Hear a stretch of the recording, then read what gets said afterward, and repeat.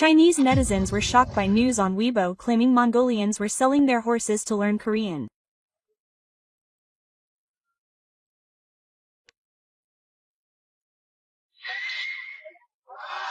It's not fake news. I really hate it. What? Chinese people couldn't understand the most was, why Korean, when China is right next door, with a market of 1.4 billion. Quote. A Mongolian girl's response silenced the entire nation. Even with all the money China was pouring in, Mongolian youth chose Korean. The real reason they sold 100 sheep, their entire fortune, and even their family treasures. I'll reveal the shocking truth now. Quote. Hello, I'm Katharina Schmidt, Asia correspondent for German public broadcaster Deutsche Broadcasting. When I first heard this news, I thought it was an exaggeration. But I couldn't resist my curiosity. I boarded a flight to Ulaanbaatar. On the way from the airport to the city center, a taxi driver spoke to me in English. Where are you going? Gangnam-style street. I thought it was a joke, but it turns out a whole district in central Ulaanbaatar was actually called that. The streets were lined with signs for kimchi stew, samgyeopsal, and tteokbokki, spicy rice cakes, more than Mongolia, and young people were carrying Korean idol merchandise. Even more surprising was the bookstore. Korean textbooks outnumbered Mongolian ones, and EPS TOPIK test prep books were sold out. Is this really Mongolia? I asked, and the bookstore owner smiled and replied, the future of Mongolia lies in the Korean language. My granddaughter is now learning Korean. Quote. So, I began my full-fledged reporting and headed to a grassland village 200 kilometers from Ulaanbaatar. There, I had a fateful encounter, the Narma family. The endless grassland, dotted with white gers, made it seem as if time had stopped. But the moment I stepped inside one of their own, I was astonished. BTS posters hung on the ceiling, and a small desk was piled high with Korean notebooks. Next to a traditional Korean knife was an old tablet playing a Korean drama. 20-year-old Narma was trimming a sheep and muttering Korean words. Hello, I'm Narma. I was once again surprised by her clear Korean pronunciation. How do you speak so well? I asked. Narma smiled shyly and said, I've been studying for 14 hours a day for 5 years. This is my only hope. Quote. Narma's father, Bart Bold, poured her some horse milk tea and began the story. We've been nomads for generations. We raised 500 sheep, 30 horses, and about 20 other animals. But climate change has reduced pastures, and Chinese merchants have driven down the price of wool, making life increasingly difficult, her mother, Ang Yua, added. Then one day, a young man from a neighboring village returned from Korea. After 3 years, we built a house and bought my parents a car. That's when I realized, our children's future lay not in the steppes, but in Korea. Narma had 2 younger brothers. 17-year-old Taemuji dreamed of becoming a horse trainer, and 15-year-old Bayar loved traditional music. But the family couldn't afford even one of their children's education. It was Narma who spoke first.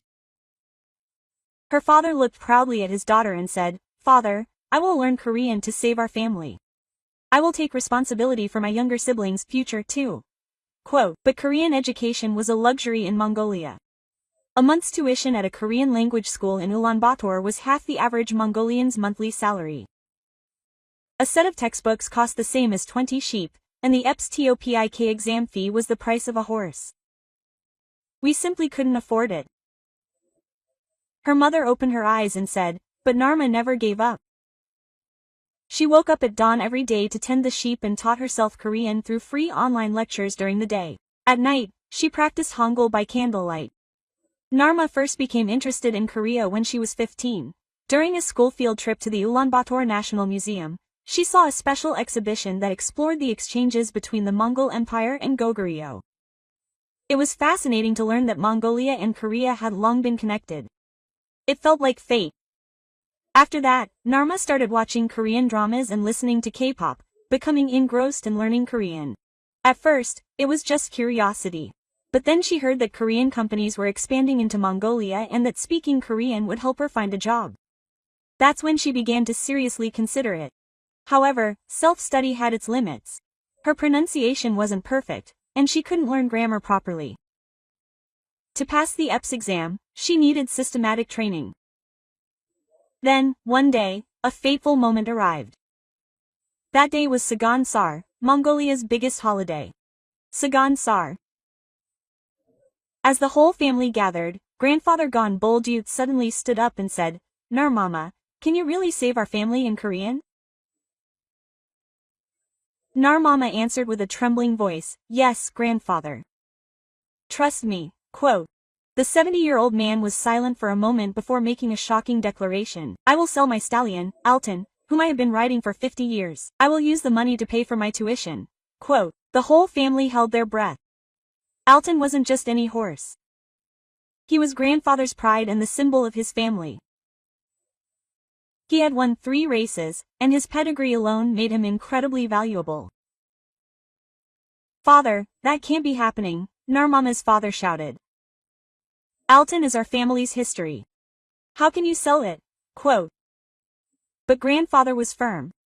Words are the past, and in itself is the future. Didn't Genghis Khan send his daughters to distant lands to form alliances? In itself, it's our way. At those words, in itself, Ma knelt and burst into tears. "Grandfather, I will definitely succeed and buy you 10 horses better than Alton." But one stallion wasn't enough. A year's tuition at Sejong Language Academy, the best Korean language school in Ulaanbaatar, plus dormitory fees and textbooks, would have cost a fortune. A family meeting was held. Mother was the first to speak. "I'll sell my dowry, my silver brocade." Father also made up his mind. "Let's sell all the lambs we have this year." He also sold 10 yaks, raising the price of another 50 sheep. But it still wasn't enough. Surprisingly, even his younger siblings joined in. Temujin said, "Sister, I'll quit school and work. When you're successful, then you can go back to studying." Quote. Even the youngest, Baeru, offered to sell his traditional school uniform, the Morin Kuru. "No, we can't give up on your future," Narma warned, but the family's resolve remained firm. Neighbors also offered help. The neighbor, a woman who resembled her neighbor, donated 10 handmade cashmere shawls and scarves, and 2 village heads lent their trucks to transport the children to Ulaanbaatar. Thanks to everyone's help, they were able to raise the equivalent of 100 sheep for their tuition. The entire village pinned its hopes on Narma. Finally, on the day of their departure for Ulaanbaatar, Narma looked back as she left the jeer. Her grandfather was stroking Alton's mane and saying goodbye. At that moment, Narma swore to herself, "I can never fail. This isn't my fight alone." Quote. Arriving at Sejong Academy in Ulaanbaatar, Narma faced a different reality. Half of her 30 students were from wealthy families. They had received Korean language tutoring since childhood and had been studying Korean language in Korea during vacations. One student, Bayar, in particular, ignored Narma. How could a kid from the countryside go to Korea? Despite having no money, Bayar's father was a mining businessman and already doing business with Korean companies. But she refused to give in. Every day, she woke up at 4 a.m. to memorize vocabulary, and during lunch, she listened to Korean news at the library. In the evening, she practiced conversation with Korean dramas, and before bed, she wrote her diary in Korean. Even her teacher was impressed by Narma's passion. In 20 years of teaching Korean, she had never encountered a student like Narma. She memorized 300 words a day. 6 months later, in the midterm exam, I ranked first overall. I beat all the wealthy students, including Bayard. But Narma didn't become complacent. In fact, I studied even harder. Then, I got a call from home. My mother had collapsed. She had parentheses and was malnourished. After selling the sheep, their income had dried up, and it was difficult to live on the money my father earned as a day laborer. I called and asked if she should come home, but my mother was adamant. "Absolutely not. If you give up, all the sacrifices we've made will be for nothing. I'm fine, so just focus on your studies." Quote. I hung up the phone and cried. Then, I became even more desperate in my studies. I even started a part-time job. I delivered newspapers in the early mornings and washed dishes at a Korean restaurant on weekends. I sent all my children home. A year passed. The time finally came to take the EPS TOPIK exam. But the exam fee was a problem. I had to pass on the first try. I didn't have the money to take the exam. A week before the exam, I prayed every night in front of the portrait of Genghis Khan. Great Khani, please give me strength. I want to be a bridge connecting Mongolia and Korea. And then the fateful day of the exam dawned. But the heavens were uncaring. The heating in the testing center was broken, and I had to take the exam in the freezing 30-degree cold. At 3 a.m. on the day of the exam, I arrived at the testing center. To my surprise, there was already a long line. Over 300 young Mongolians were standing there shivering in the cold. They all had the same dream, the hope of Korea. What time did you get here, Ani? The girl behind me asked. Since 11 p.m. last night. The young man in front of me answered. I was shocked. I realized I wasn't the only one desperate. I stood in line and talked to people around me who were doing their own thing. One person sold their father's truck to pay for private academy tuition, while another had been studying for the exam for 3 years. Another said they'd spent all their wedding savings studying Korean. We're warriors, one young man said. Modern-day Mongolian warriors fighting in Korean. Everyone nodded. At 8 a.m., the testing center doors finally opened. But when we entered, we were all shocked. The heating was completely off. The proctor apologized but assured us the exam would proceed as scheduled. Can I take the exam with my gloves on? Someone asked, but the answer was cold. No, it's considered cheating. We had to take the exam for 3 hours in freezing temperatures. My hands were shaking, holding my pencil, making it difficult to write properly. Even my earphones were frozen solid during the listening test. The test taker next to me gave up after 10 minutes and left. I understand. I can't do it, quote. But I didn't ask any questions. My family sold 100 sheep. My grandfather gave up on Alton. I can't give up here. The reading comprehension test began. It wasn't easy from the first question. It was a mix of Korean proverbs and 4 character names. But I managed to stay calm. Reading Korean newspapers every day for a year helped. It was a long one. The topic was why I wanted to go to Korea. Narma wrote clearly with trembling hands. Quote, I want to be a bridge connecting Mongolia and Korea. Just as Genghis Khan opened the Silk Road, I want to open a new path for the 21st century. When the test ended, Narma's hands were numb. But her heart was warm. She had done her best. When she left the testing room, Bayar was waiting.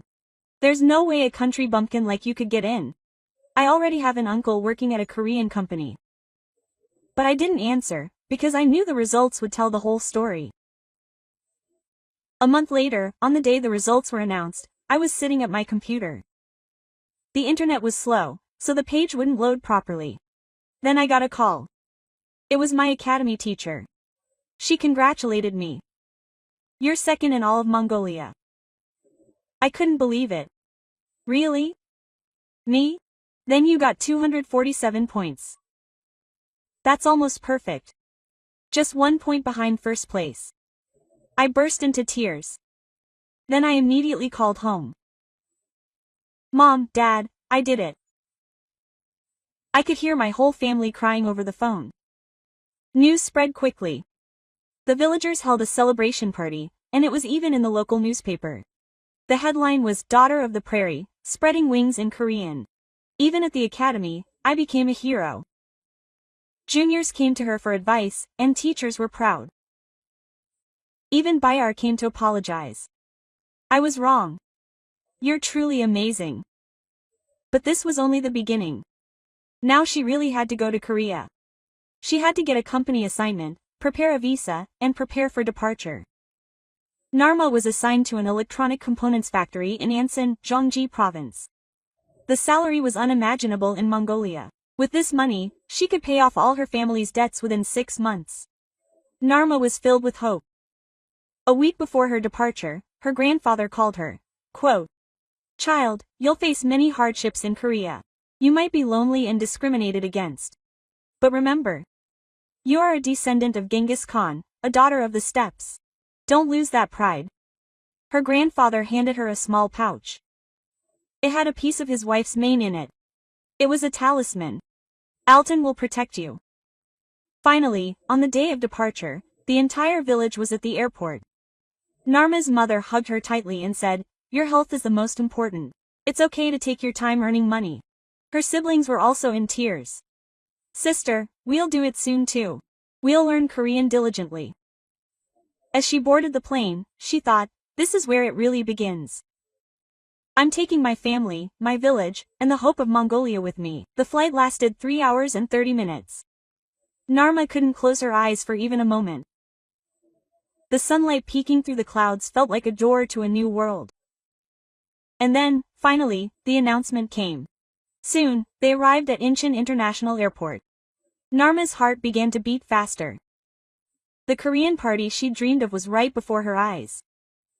Life in Korea was completely different from what she'd imagined. She'd been overwhelmed by the glamour of Incheon Airport, but reality set in on the bus heading to the Ansan Industrial Complex. This was the dormitory. The one the company employee showed me to was a building converted from a shipping container. We had to share a room with another soldier, and the bathroom was communal. But Narma didn't mind. It was much better than the gurs in the steppe. On her first day, Narma woke up at 5 a.m. to get ready. She put on the work clothes the company had provided and looked in the mirror. It was finally starting. At the factory entrance, she met the team leader. His name was Team Leader Park, in his mid-40s. He said he was from Mongolia. Quote, "Do you speak some Korean?" "Yes, I've been studying hard." Narma answered clearly, but Team Leader Park's expression was indifferent. The workshop was huge. Conveyor belts were constantly turning, and hundreds of employees were assembling parts. Narma's job was to inspect mobile phone parts. It meant standing in the same position for 10 hours a day, picking out defective products. At first, it seemed easy. But within an hour, her throat started to hurt, and after 2, her legs started to give out. By lunchtime, her whole body ached. At Gunhai restaurant, Narma ate alone. The Korean employees didn't even look at her. The other foreign workers were all Vietnamese, Thai, and Filipino. Quote, "Isn't that hard?" Suddenly, someone spoke to her in Korean. It was a woman named Ayu from Indonesia. At first, she thought, that's how it is. You'll get used to it. But getting used to it wasn't easy. Her Korean colleagues couldn't understand her pronunciation and got annoyed every time she made a mistake. Quote, "Hey, you can't even understand this? It's frustrating." One day, she asked Narma how to operate a machine and got scolded. "Why did you come here if you don't even know that?" She thought, "Are you just here to make money?" Narma went to the bathroom and cried. "Did I sell 100 sheep just to do this? My family probably didn't sacrifice themselves to be treated like this, but I couldn't give up." Every night, I kept a diary. It was partly to maintain my Korean skills, but also to keep my spirits up. I held on today. I'll hold on tomorrow too. For my family, for myself. I continued studying Korean on weekends, focusing especially on learning security and the dialect. I even compiled the on-site terminology used by the factory workers. After 3 months, I began to see gradual changes. Narma's work speed increased, and her workload decreased significantly. Team Leader Park acknowledged it. Quote, "Narma, you're doing a good job. You're much better than the other foreigners." But the real ordeal came after 6 months. I got a call from home. My mother's condition had worsened. She needed surgery, but we didn't have the money. Quote, "What should we do?" My younger brother, Timu Jin, cried. Even though it was risky not to have surgery at the hospital, I sent all the money I'd saved. But it wasn't enough. It was only half the cost. I asked the company for an advance payment, but they refused. At that moment of despair, unexpected help arrived. Ayu, who lived in the same dorm, lent me money. Quote, "I came here because of my family. I understand how you feel. Pay it back slowly." Other foreign workers also saved money, little by little. Vietnamese, Thai, Filipino, Cambodian. Despite their different nationalities, they were all in the same situation. My mother's surgery was successful. Narma shed tears of relief. And she realized she wasn't alone. A year had passed. Narma was now a recognized employee at the factory. Her Korean skills were excellent, and she was given an interpreting job. Her salary had also increased. But Narma's goals were loftier. She didn't want to end up as a simple laborer. She wanted to learn more and grow further. So I started preparing for night school. After work, I studied at the library, and on weekends, I prepared for the Korean Language Proficiency Test, KOPIK. I decided to try for the TOPIK Level 6. Why are you working so hard? My roommate asked. Quote, you're already making money. Narma replied, I'm not here just to make money. I want to become a bridge between Mongolia and Korea. In her second year, she passed the TOPIK Level 6 exam. It was an extremely difficult feat for a foreigner. When word spread throughout the company, even the CEO called Narma over. Quote, you're amazing. Would you like to work for our company's Mongolian division? It was Narma's dream opportunity, going from a simple laborer to a full-time employee. But it wasn't an easy decision. Becoming a full-time employee meant moving out of the dormitory and higher living expenses. Above all, office work was a completely different world. After much deliberation, she decided to give it a try. I'd come this far, so I had to go further. In my third year, I put on a suit and went to work. It was the same company, but it was a completely different world. I sat in front of the computer, filling out paperwork, attending meetings, and holding video conferences with Mongolian buyers. At first, I made a lot of mistakes. I couldn't even use Excel properly, and I didn't know any business terms. But Narma studied day and night again. And in her fourth year, a miracle finally happened. The company decided to establish a new production plant in Mongolia, and Narma was appointed as the local coordinator. Her salary doubled, and she was able to work between Mongolia and Korea. Quote, Narma is a treasure to our company, the CEO said. Since Narma was the only one who spoke both Mongolian and Korean fluently and understood both cultures, when Narma went on her first business trip to Mongolia, her entire family was there at Ulaanbaatar Airport. It was a reunion after 4 years. Our daughter really did it. Her father hugged her tightly. Her mother recovered, and her siblings were thriving. More surprising than anything was the transformation in the village. As Narma's success story spread, countless children began learning Korean. A small Korean language academy even opened in the village. Quote, my sister is our hero, Timu Jin said proudly. Now I've started learning Korean too. When she met Mongolian government officials on company business, they recognized Narma. You're the famous Narma, aren't you? You're a role model for Mongolian youth. Narma worked flawlessly as an interpreter and negotiator, and the company secured the best possible terms from the Mongolian government. For her efforts, she received a special bonus. With that money, Narma was the first to fulfill her promise to her grandfather. She bought 10 Mongolian horses for Chaigok. My grandfather said, tears welling up in his eyes, selling Alton was the best decision I ever made. You brought me not just 10 horses, but the future of our family. Narma's story spread throughout Mongolia. A TV station made a documentary and it was on the front page of the newspaper.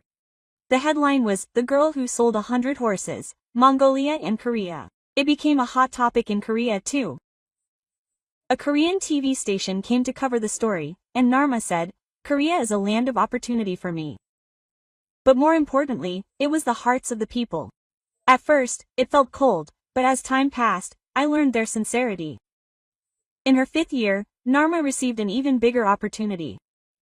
The company appointed Narma as the Mongolian branch manager. It was unusual for a 28-year-old to become a branch manager.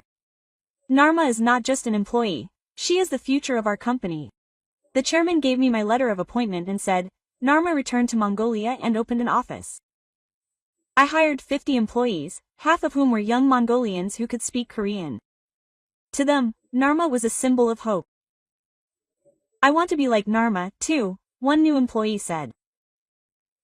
Narma smiled and replied, don't give up on your dreams. I started with 100 sheep, but now I've created hundreds of jobs. The company prospered. Thanks to Narma's abilities, trade between Korea and Mongolia increased significantly, and I even received awards from both governments. One day, Narma visited Seung Hwawan to give a special lecture to his juniors.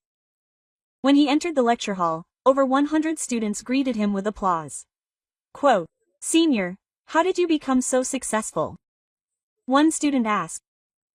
Narma thought for a moment and then answered, never give up. That's all. I cried every day, but I got back up the next day. It's okay to fall. You just have to get back up.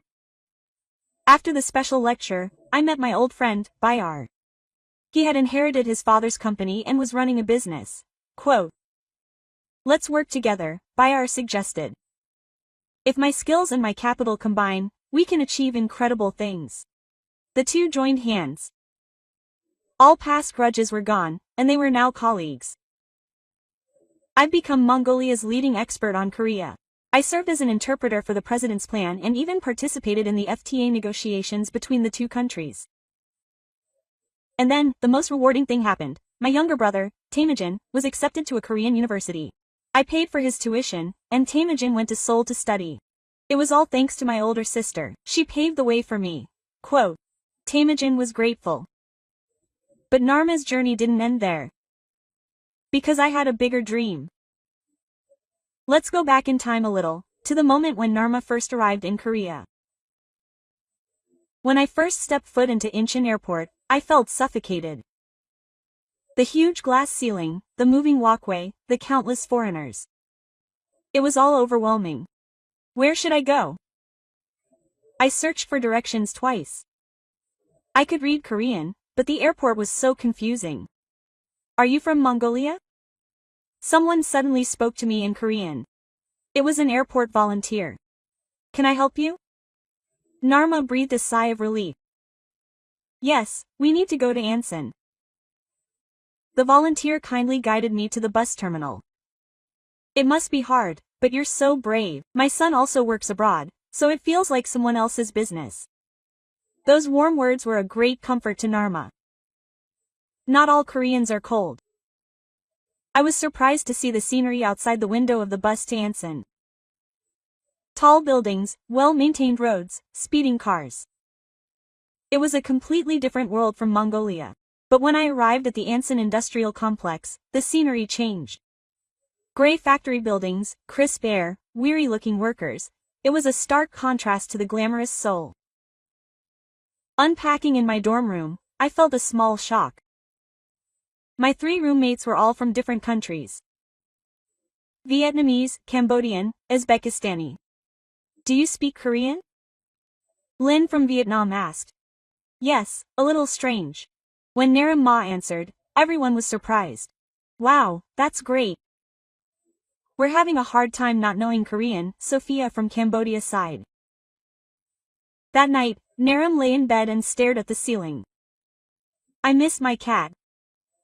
My mom's lamb soup, my dad's horse milk tea, my siblings' laughter. Did I really make the right choice? Anxiety washed over me. The next day, my first day at work. I panicked from the moment I walked through the front door. The security guard asked me something, but I couldn't understand it. What? A newbie? Quote. The security guard was fighting. I looked bewildered, and the Korean employee behind me was irritated. Oh, this is frustrating. Get out of the way. Get out of the way. Quote. I barely made it into the work area, only to be greeted by cold stares. Why did you let me go again? Someone nodded. There are too many foreigners these days. I heard other voices. I bowed my head and found my seat. Team leader Park explained the work method, but it was mixed with field jargon, making it difficult to understand. What? You came here without even knowing this? Quote. Team leader Park said, frustrated. Just do it like this. I went to a Gunhai restaurant during lunchtime and was confused again. I could read the menu, but I didn't know how to order. What do you want to eat? The cafeteria lady asked. As I hesitated, the people in line behind me grumbled. Hurry up. Lunchtime was short, so I ended up getting whatever I could find and sat down. It was kimchi stew, but it was so spicy I cried. Why are you crying? Someone at the next table laughed. Why did you come to Korea when you can't even eat kimchi? I forced myself to swallow the leftover rice and got up. I went to the bathroom to wash my face, trying to calm myself down. Don't cry. I can't break down here. My family trusts me. Quote. It was afternoon work time. I made a mistake. I sorted the parts wrong. Hey, What are you doing? The line leader yelled. We have to sort all this again. I apologized, but the line leader remained angry. I'm sorry, that's all. I told him I didn't want to work with foreigners, so I returned to the dormitory after work, exhausted. My roommates had similar expressions on their faces. How was your day? Lynn asked. It was hard. I answered honestly. Yes. That's all true. There's only one reason we're hanging on here. Sophia took a photo out of her wallet. Her two young daughters were smiling. I also took out a family photo, a photo of the whole family in front of the jeer. Grandfather was standing with Alton. That night, I wrote in my diary. On my first day in Korea, everything feels unfamiliar and scary. But I can't run away. The weight I carry is too great. The weight of 100 sheep, the weight of Alton. The weight of my family's hopes. I'll do better tomorrow. Definitely. But I didn't know that these days would continue for the next 1,500 days. I hadn't realized then. 6 months into my life in Korea, I was still an outsider. I always ate lunch alone and wasn't invited to company dinners. Then one day, a person unexpectedly appeared. Mr. Naram. It was manager Kim Sang-woo, the new regular employee. He was 42 years old, a regular office worker with glasses. I heard he was from Mongolia. I was a bit wary. I haven't had any good experiences with Korean bosses in the past 6 months. I like history, manager Kim said with a smile. I'm very interested in Mongolian history, especially Genghis Khan. Do you know anything about the relationship between Goguryeo and Mongolia? Quote, Narma's eyes sparkled. It was the first time I'd been asked that question. Yes. There are records of Goguryeo refugees migrating to Mongolia. And there's a theory that Genghis Khan's Karaite tribe practiced Nestorian Christianity, which spread through Goguryeo. Quote. Manager Kim's eyes widened. Wow, you really know a thing or two. I was curious about that too, and the two had a long conversation over lunch. It was my first real conversation with a Korean. My grandfather was actually from North Korea, manager Kim said. He came down south during the war to Pongin province, which was Goguryeo territory, right? Ma was surprised. Then maybe we were connected long ago. That's right. Manager Kim laughed. Maybe 1,000 years ago, we lived under the same sky. From that day on, manager Kim became Ma's mentor. Quote, Ms. Narma, I'll tell you about Korean corporate culture. Manager Kim gave her advice. Here, going fast is important. And Songwoo's relationship is key. Manager Kim taught Ma how to use honorifics again and also explained the unspoken rules within the company. Things like coffee service are for new employees. There are no exceptions just because you're a foreigner. In fact, you have to work harder to be recognized. I did as manager Kim advised. I came early every morning, cleaned the office, and volunteered to serve coffee. Even my Korean colleagues, who had initially ignored me, began to warm up to me little by little. One day, there was a company dinner. Ma still wasn't invited, but manager Kim stepped up. Quote, Mr. Ma is on our team too. Let's go together. At the Gyeopsal house, I drank soju for the first time in my life. It was bitter and strong, but I was happy to be with my colleagues. Quote, Mr. Naram, sing a Mongolian song, team leader Park said. His voice was unusually friendly. Naram Ma sang a Mongolian folk song. It was a song about the wind in the grasslands and the sound of horses galloping. Everyone listened quietly. Quote, wow, this is really good. Someone clapped. I don't know the lyrics, but something about it touched my heart. Manager Kim explained. It's a song about the lives of Mongolian nomads. It's about the feelings of someone who leaves their hometown and travels far away. The atmosphere changed. Everyone saw Naram Ma again. Not as a foreigner just looking to make money, but as a person who misses his family and hometown. Quote, I'm sorry, Mr. Naram Ma, team leader Park said. I've been so cold to you. Actually, I'm from the countryside, so I had a hard time coming up to Seoul. That night, for the first time in my life, I felt a sense of belonging.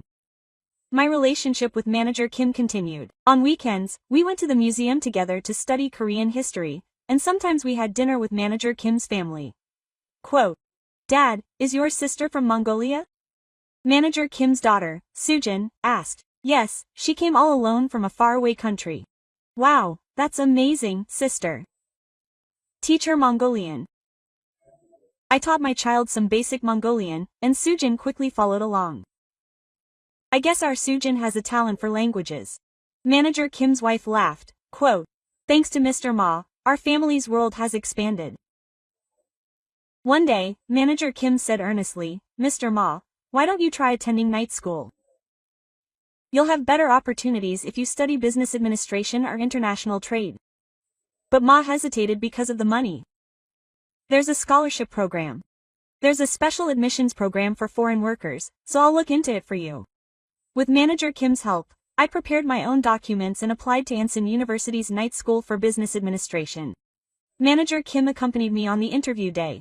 Quote, don't be nervous. Your skills are enough. The interviewers were amazed by Narma's Korean and impressed by her ambition to become a bridge between Mongolia and Korea. I received my acceptance letter. I even received a 50% scholarship. Thank you so much, Manager Kim. Quote, I shed tears. No, it's because Narma did so well. Manager Kim patted me on the shoulder. Actually, I learned a lot from Narma. The courage to take on challenges, the perseverance to never give up. Those are the things I was wearing. There were changes at work too. When news spread that Narma was attending college, my colleagues' views changed.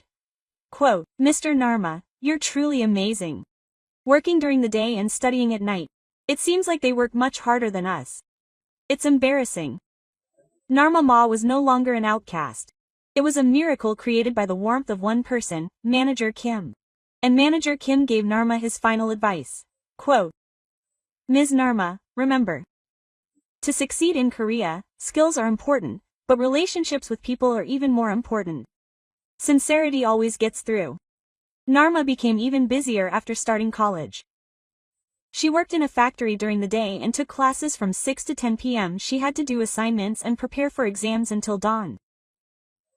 One night, Narma was working overtime. An urgent order came in, so she had to work past 11 p.m. All the other employees had left, and Narma and Manager Kim were the only ones left in the factory. Quote, Ms. Narma, are you hungry? Manager Kim asked. Should I boil some ramen? Manager Kim boiled some ramen in the small break room. But there was something special. What is this? Naram Ma asked. Oh, this? It's kimchi and eggs. It's how you boil ramen one by one. Manager Kim laughed. But Naram Mat SSI, what do you put in Mongolian ram? We put in lamb yupo. It's called borts, and it's frozen and dried in the winter. Manager Kim's eyes sparkled. Oh, that sounds delicious. Do you have any? Naram Ma took a small bag out of her bag. My mother sent it to me. Let's try putting it in when you miss home, Manager Kim suggested. The two of them put borts in their ramen. After taking a bite, they looked at each other. Wow, this is amazing. Manager Kim exclaimed. It tastes like the broth from yesterday. It's a completely new flavor. Naram Ma was surprised. It really is. I never knew Korean ramen and Mongolian borts would go so well together. That night, the two shared a bowl of ramen and talked long and hard. Actually, I was poor when I was young, too. Manager Kim was a savvy kid. My father came down from the north, so we had nothing. Ramen was the best food. I confessed to Ma Du. My family couldn't even afford ramen. Korean ramen is an expensive import in Mongolia. So I thought I'd be able to eat ramen every day when I came to Korea. The two laughed. Although they came from different countries and backgrounds, the weight of life contained in a bowl of ramen was similar. Quote, Narma, don't you think this could be a business idea? Manager Kim suddenly asked. Korean Mongolian fusion ramen, really? Narma was surprised. It really is. Fusion food is popular these days. Especially with K-food on the rise globally, Manager Kim took out his notebook and started jotting down ideas for combining it with traditional Mongolian ingredients. Borts ramen, mayonnaise, makgeolli, kimchi, and stir-fried lamb. I was so excited that I couldn't think of any ideas. I thought it would be good to mix in a traditional Mongolian dairy product called aru, or Korean rice cake. That night's conversation led to a huge change later on. Manager Kim and Narma experimented with fusion dishes every weekend and developed recipes. They even showed their coworkers a taste. The response was explosive. Quote, "This is really delicious," team leader Park said, giving it a thumbs up. It could have been a creative solution, but word spread, and we ended up participating in the Ansan Multicultural Street Festival. We set up a booth called Narma's Mongolian Korean Fusion Food. The first day, all the white people we prepared ate in 2 hours. The Bort's ramen was especially popular. Not only Koreans, but also immigrants from other countries lined up. This is cultural fusion. The festival organizer was amazed. They were crossing borders through food. There was even an article in the local newspaper titled, "Friendship Ramen Made by a Mongolian Youth and a Korean Office Worker." One day, a major food company contacted them. "We want to buy the Bort's ramen recipe. We want to launch it as a full-fledged product." Narma and manager Kim couldn't believe it. They never imagined that a bowl of ramen they ate while working overtime would lead to such a huge opportunity. The deposit opened up new possibilities for Narma. She was able to pay off all her student loans and send more money to her family. More importantly, it gave her confidence. She realized she was no longer just a simple laborer, but a creator. Quote, "Manager Kim, it's all thanks to you," Narma said. "No, it's just that Mr. Ma's culture and mine have met," Manager Kim laughed. "Isn't this the real me?" After Bort's ramen's success, Narma's life completely changed. The company appointed her as the Mongolian business manager, and she was selected as an excellent student at university. But Narma didn't want to keep her success to herself. Quote, "I want to help Mongolians who came to Korea like me," Narma told manager Kim. Many Mongolians lived in Ansan's Wanggakdong, also known as the Multicultural Street. Most of them, like Narma, had dreams but struggled with language barriers and cultural differences. Narma started offering free Korean language classes every weekend. It started with 5 people in a corner of a small restaurant. Quote, "Korean isn't difficult. If I can do it, so can you," Narma encouraged. Word of mouth spread, and the number of students increased. Within a month, we had 20 students, and within 2 months, over 50. Because the space was cramped, we asked the Ansan Multicultural Support Center for help. We needed someone like Ms. Narma. The center director welcomed her. Quote, "I'd like to hire you as a full-time instructor." I became a weekend Korean instructor. The pay wasn't great, but it was incredibly rewarding. Many of my students had heartbreaking stories. Batsu was an elite student, having graduated from the National University of Mongolia, but in Korea, he worked as a factory cleaner. He always sighed if he could only speak Korean. Narma gave Batsu special tutoring. 6 months later, he became an interpreter for a Korean company. Quote, "Teacher Narma, you changed my life," Batsu cried. Another student, Joel Jaya, was 19 years old. She came to Korea with her parents but dropped out due to a lack of schooling. "I must be stupid. Korean is so hard." Joel Jaya cried often. I told Joel Jaya, who was doing her best, that at first, I couldn't understand a single word Koreans were saying. But look, she's in college now.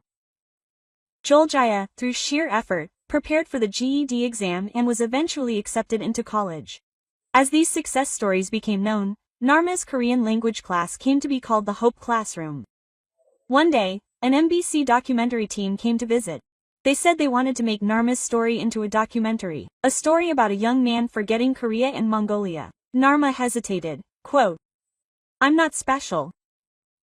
"That's what makes it special," the producer said. "An ordinary person doing something extraordinary. That's what's truly moving." Filming took place for 3 months. The camera followed Narma's daily life. There was a touching scene during the filming, from early morning commutes to evening college classes, weekend Korean language classes, and even occasional video calls with Mongolian families. Narma's mother greeted the Korean language class students via video call, saying, "Cheer up, everyone. If our daughter did it, so can you. Mongolia's future depends on you." The students all cried. They saw their own mothers in the voices of their hometown mothers. The documentary was titled Miracle of 100 Sheep. Immediately after airing, it recorded an 8% viewership rating and became a hot topic online. People like this are true heroes. It's a good example of Korea moving toward a multicultural society. Narma reflected on her and asked, "What am I doing with my life?" Thousands of comments were posted. After the broadcast, Narma's life changed once again. Requests for lectures declined, and companies sought to hire Narma as a multicultural advisor. But the most meaningful change occurred in Ansan. Narma's Korean language class was officially recognized as an educational institution. The mayor of Ansan personally visited Narma. Narma is the pride of Ansan. The city will provide full support. Building support, textbook support, and hiring of assistant instructors. Narma's small classroom has evolved into the Ansan Mongolian Education Center. On the opening day, over 100 Mongolians gathered. Narma took the microphone and spoke. 5 years ago, I was lost and cried on this street. I couldn't speak Korean and had no friends. But now this has become my home. Don't give up, everyone. Ansan, Korea is ready to accept us. Applause erupted. That night, Narma wrote in her diary. Today, I realize this. Success isn't achieved alone, but together. Giving back the help I received is true success. In the spring of my 5th year living in Korea, Narma received an unexpected phone call. My sister, mom, and my younger brother, Tae Mu-jin, were trembling. Mom collapsed. The doctor said there wasn't much time left. I almost dropped the phone. I'll go now. I'll book a plane ticket right away. But there was a problem. It overlapped with Narma's visa renewal period, and if I left, it would have been difficult for me to enter the country. Manager Kim heard Narma's situation and informed the company. Surprisingly, the CEO himself intervened. Quote, "Mr. Ma is a valuable asset to our company. I'll go to the immigration office and explain in person. I received special permission to enter the country in 3 days. The company even covered round-trip airfare." Quote, "Mr. Ma, stay by your mother's side," the CEO said warmly. "Don't worry about work." On the way to Incheon Airport, Narma thought back 5 years ago. Back then, I had come to Korea with hope, but now I was returning home with sorrow. On the Mongolian plain, I reminisced about my mother. Quote, "Follow me, don't suffer in Korea. If you can't stand it, you can come back." That's what she said on the day I left. Mom, I passed the TOPIK level 6. The joy in her voice when I bragged about it on the phone. When I arrived at Ulaanbaatar Airport, Tae-jin was waiting. My younger brother, whom I hadn't seen in 5 years, had grown so much. Quote, "Let's go quickly, sister. Mom is waiting." I felt anxious the entire time I was on the way to my hometown. I prayed that I wouldn't be late. I prayed that I could see my mother again. When I arrived at the Jeer, the entire village was gathered. When they saw Narma, they all opened the way. Quote, "Mom." She was lying in bed, but she recognized Narma. With difficulty, she raised her hand and stroked Narma's face. Quote, "You're welcome, my daughter. I missed you." Narma held her hand and cried. "Mom, I'm sorry. I should have come more often." "No, just knowing you were doing well in Korea made Mom happy." She pulled out a worn envelope from under her white coat. Quote, "This is the first letter you sent from Korea. I read it every day." I opened the letter, so well written it was almost memorized. It was a letter I wrote a week after arriving in Korea 5 years ago. "Mom, Korea is such an amazing country. Tall buildings, fast subways, and spicy food called kimchi. Everything is unfamiliar, but I think I can do it. For our family, for you, I will definitely succeed." Mom smiled. "You kept your promise. I'm proud of you." For 3 days, I didn't leave her side. I told her stories about life in Korea, showed her pictures, and even cooked Korean food for her. Quote, "Is this kimchi?"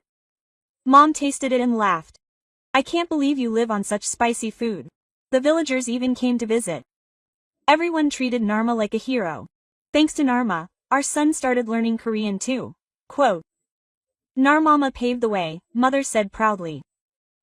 My daughter has become the village's hope. On the last night, mother called Narma. Daughter, don't be sad when I'm gone. Your well-being is mother's heaven. She then handed her a small pouch. Inside was a silver bracelet. This has been passed down through our family. It's mine now. Someday, pass it on to my daughter. Quote. The next morning, mother passed away peacefully. Hundreds of people gathered at the funeral, holding Narma's hand. Everyone remembered that Narma had built the village school with the money she sent from Korea. Your daughter has changed our village. The village chief read the obituary. Narma is the bridge connecting Korea and Mongolia. On the day she returned to Korea, Narma stood before her mother's grave. Mom, now is the real beginning. I will make your dream come true. Quote. After losing her mother, Ma worked harder. She consoled her grief with work and tried to keep her promise to her mother. When she returned to Korea, the company welcomed her warmly. Cheer up, Ms. Nam, Manager Kim consoled her. The company assigned her a new project, opening a Korean product exhibition hall in Ulaanbaatar, Mongolia. Ms. Nam, she said, because she knows Mongolia best. The CEO said, Ms. Nam is the general manager. She's the one who knows Mongolia best. Quote, she traveled back and forth between Korea and Mongolia to work on the project. She met with government officials from both countries, negotiated with local businesses, and provided interpretation and translation services. 6 months later, the Korea-Mongolia Trade Center opened in downtown Ulaanbaatar. Ministers from both countries attended the opening ceremony. The center was made possible thanks to talented individuals like Ms. Nam. The Korean Minister of Trade, Industry and Energy gave a congratulatory address. The Mongolian minister also responded. Narma is our pride and a role model for Mongolian youth. The center was a huge success. Hundreds of Korean small and medium-sized businesses opened, and Mongolian buyers flocked to the center. The initial transaction amount exceeded $10 million. Narma's role was more than just interpretation. It was a store that bridged cultural differences, resolved misunderstandings, and built trust. The Korean company representative expressed gratitude. If it weren't for Narma, I would have given up. I was completely ignorant of Mongolian culture. The Mongolian companies were no different. Narma's explanations helped Korean companies understand.